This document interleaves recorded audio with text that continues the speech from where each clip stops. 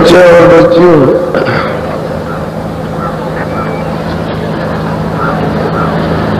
ये मृतलोक है।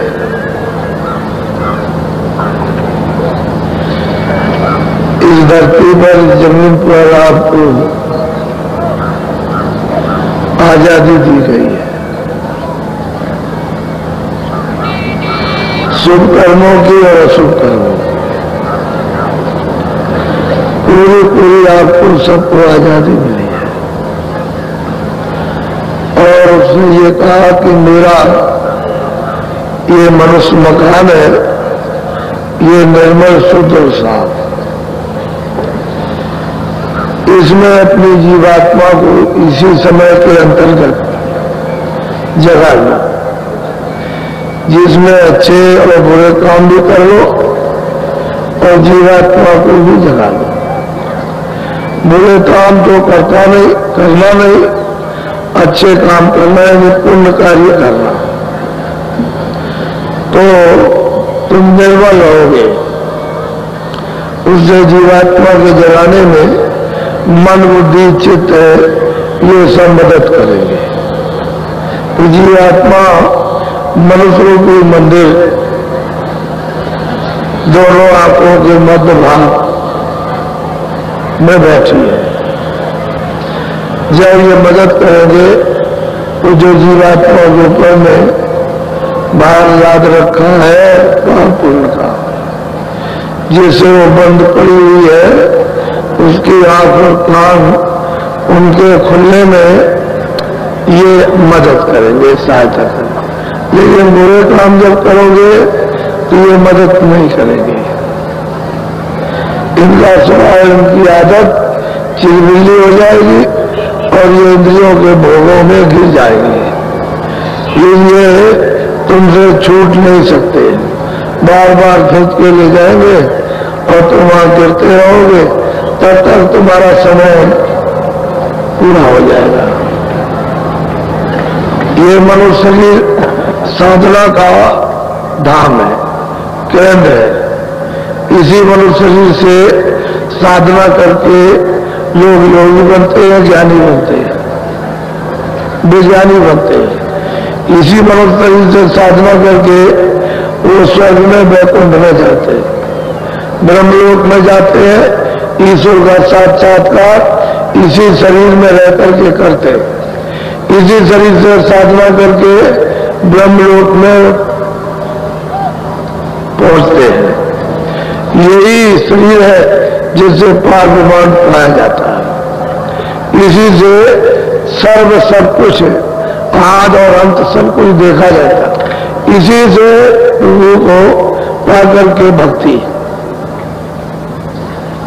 प्रेम बताया जाता है और भक्ति की जाती है। इसलिए ये शरीर अमूल्य है, इसकी कोई भी कीमत संसार में नहीं है। कहने का ऐसा अमूल्य जिसकी कोई कीमत नहीं दे सकता है, न इसकी कोई कीमत लग सकती है। उस शरीर को अगर आप बेच दो और आप अपने आप को न कुछ समझ पाओ कि मुझे ये शरीर क्यों मिला है, तो इससे आपको इसका महत्व, इसकी महिमा नहीं मालूम। इसी से कहते हैं कि महापुरुषों ने इसके महत्व को, इसकी महिमा को जाना और कोई नहीं जानता। भोगी इसको नहीं जानते, दानी मानी घमंडी अहंकारी वो नहीं जानते, राजा नहीं जानता है।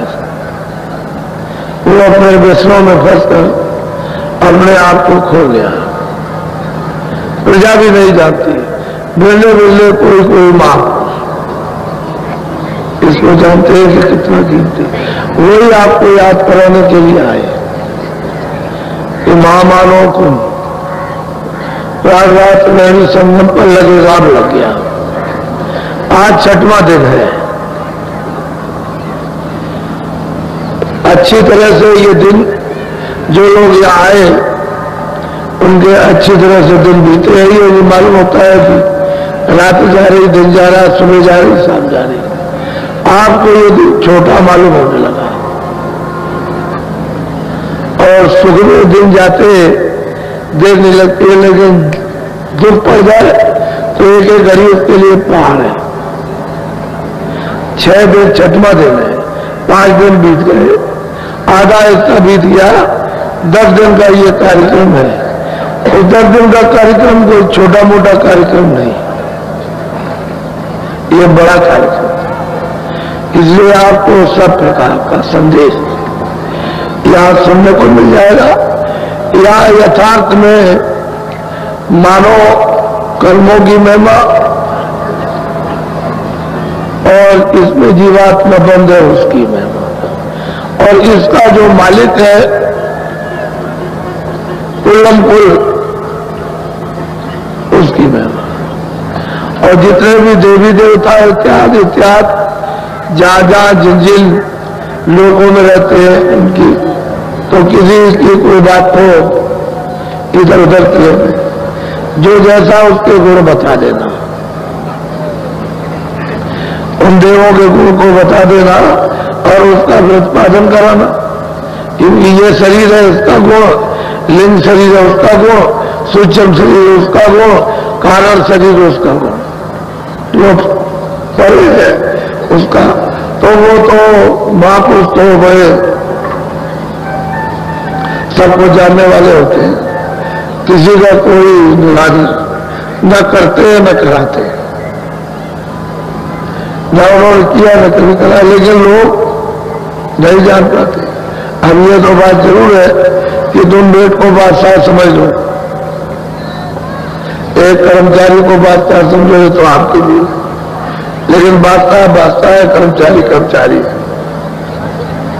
आप वो तो यथावत जो जिस है वैसा उसको बताते हुए ये इनका ये काम है, इनके ये गुण है, इसका ये देवी देवताओं का अपना काम है, ये सबका अपना अपना काम है।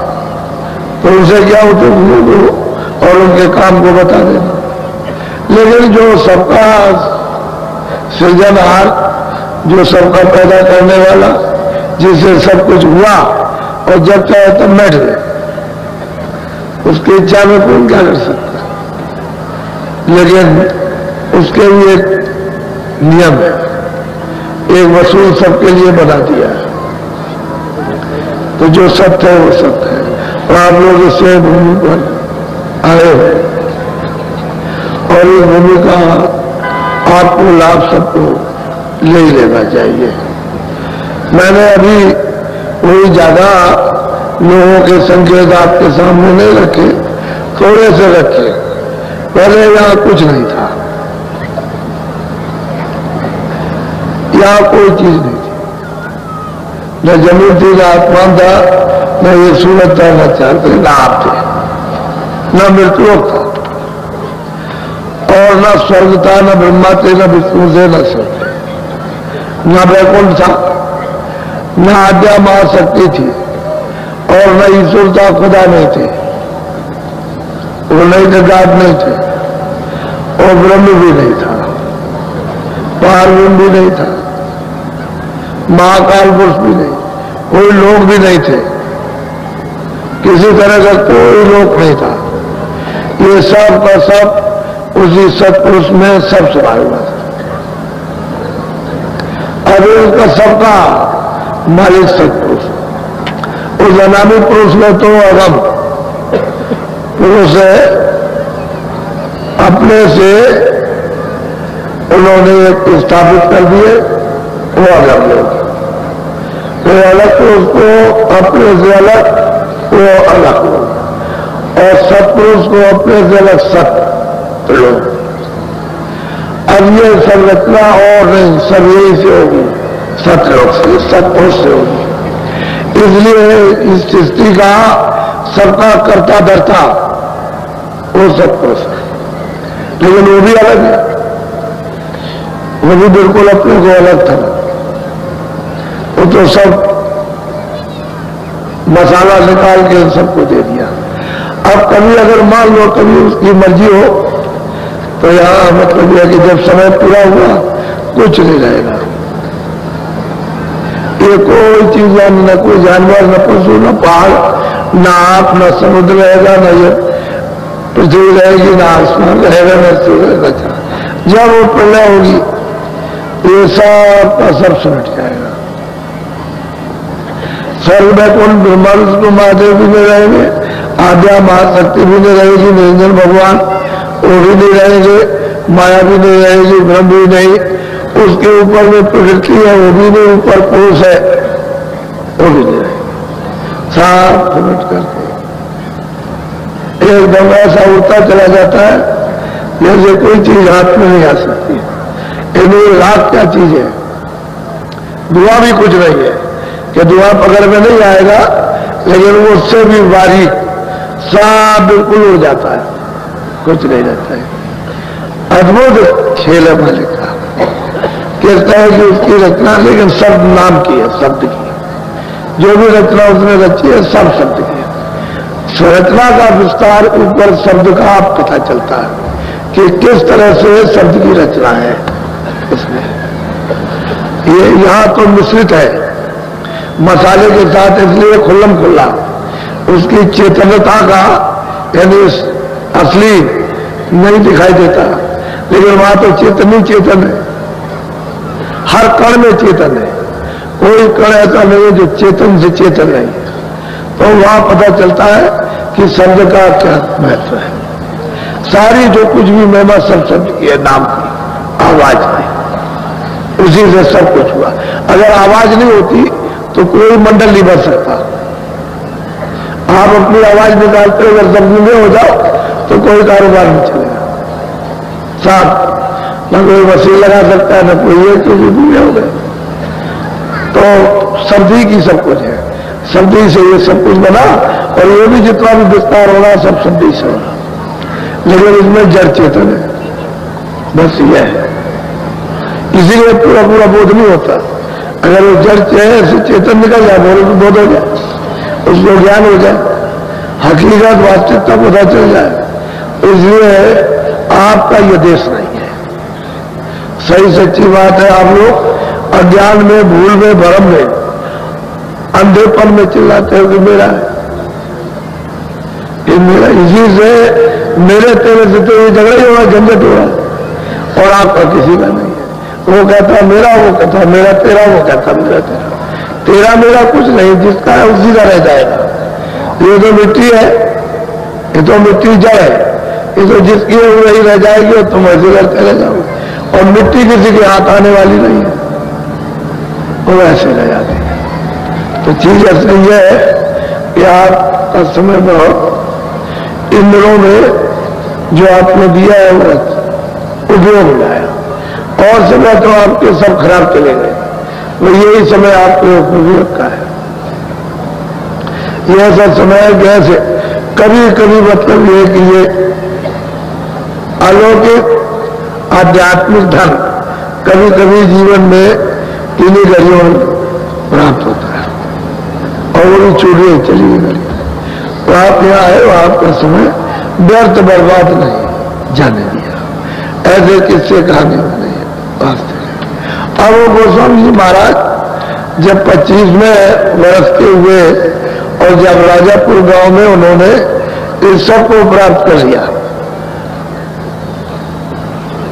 आदि से अंत, अंत से हाथ, सब कुछ जान लिया, समझ लिया, प्राप्त कर लिया, और उसी 25 साल की अवस्था में हृदय को ही प्राप्त करा दिया। जो उनके पास में आता जाता था, जब भीड़ लगी सब नर नारी उनके पास गए तो उसी में शोरगुल हुआ कि इनको क्या प्राप्त हो गया, क्या मिल गया, अलौकिक ज्ञान मिल गया। इस तरह से सब भाषाओं का प्रयोग हुआ, उसी में वो भी चला गया, और वो भी उनके साथ दर्शन करे, आए जाए दर्शन करे, रात को रह जाए, कभी दिन को भी उनकी सेवा करने लगा। बात उसी से प्रसन्न हो गए, दे दिया। वही राजेपुर में उसको प्राप्त कर दिया। सब मंजिलों को तय करा करके घर में पहुंचा दिया। तब उसने कहा कि मैं आप आदेश दीजिए तो मैं काशी हुआ तो दिया। अब उनकी तो मर्जी थी तो चला गया काशी। पीछे से अपना उठाया लोटा कमंडल और चल दिए कि हमको यार चलो हम भी चले, तो वो तो चला गया, वो भी चले गए। 25वें साल के आखिर में गए और जब सुना तो वहां दौड़ करके आया हृदय, क्योंकि वो तो मतलब ये है कि असली था वो भक्त, तो कुछ उटी बना करके बस करोगे, वही काशी में उनको रखा। अब वो धीरे धीरे अब इनको ज्ञान तो प्राप्त हो ही गया, तो अब जो जाए इनको कुछ सुनाए, जो जाए इनको कुछ सुनाए, जो जाए। तो इन्होंने अपनी एक किताब लिखी 28 वर्ष, उसी वक्त में लिख दिया किताब पूरा साफ का सब उन्होंने लिखा। जो भी आया मतलब यह है कि उसको समझाया बुझाया, किसी ने सुना किसी ने नहीं सुना, ये तमाम उसने प्रश्न किए, उत्तर लिया। लेकिन अब यह है कि सब तरह के लोग आते हैं, कोई आया कोई चला गया, किसी ने समझा कि नहीं समझ के, किसी ने आया था समझा नहीं लौट गया। ऐसे ही शंका भ्रम तो होते ही रहते हैं। लेकिन अब यह है कि स्त्रियां भी आ गई, वो भी मतलब अब विरोध बढ़ गया। जब सच्ची चीज होती है तो विरोध बढ़ता है। हमारे